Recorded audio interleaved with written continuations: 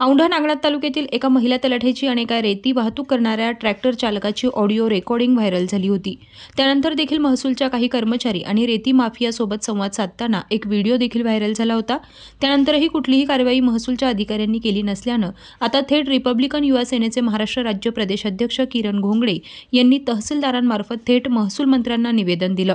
या अगोदर प्रवाहाने प्रसारित केलेली ऑडिओ रेकॉर्डिंगची बातमी, ज्यामध्ये महिला तलाठी आणि चोरटी रेती वाहतूक करणारे ट्रॅक्टर चालक यांची व्हायरल झालेली फोनवरील संभाषणाची ऑडिओ रेकॉर्डिंगचा रिपब्लिकन सेनेनं संदर्भ देत रेती माफियांसोबत मिलीभगत करून शासनाचा लाखो रुपये महसूल बुडवण्यास कारणीभूत ठरणाऱ्या सदरील महिला तलाठी यांचं नाव न घेत गंभीर आरोप करून त्यांची खातेनिहाय चौकशी करून सेवेतून बडतर्फ करून कार्यवाही करण्याची मागणी राज्याचे महसूल मंत्री चंद्रशेखर बावनकुळे यांना औंढा नागनाथ तहसीलदार यांच्यामार्फत दिलेल्या निवेदनात केली आहे। औंढा नागनाथ तालुक्यातील माथा, रूपूर, चिमेगाव, टाकळगाव, भगवा, अनखळी, पोटा, वेरुळा यासह अनेक गाव परिसरातून रेती कुठलाही लिलाव झाला नसताना हप्ते पद्धत अवलंबून स्वतःचे तुंबडे भरण्यासाठी काम करत असल्याचा गंभीर आरोप रिपब्लिकन युवा सेनेचे प्रदेशाध्यक्ष किरण घोंगडे यांनी केलाय।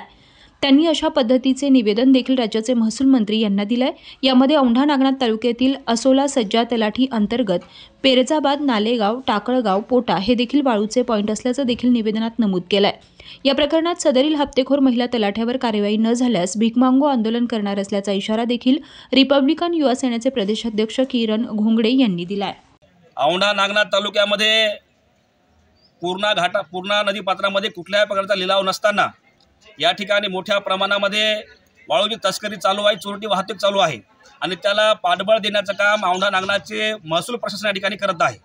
त्यात आसोलातर्फे औंढा नागनाथच्या तलाठी हप्तेखोर श्रीमती रत्नमाला सिरसाट ह्या त्यांना पाठीशी घालत आहेत।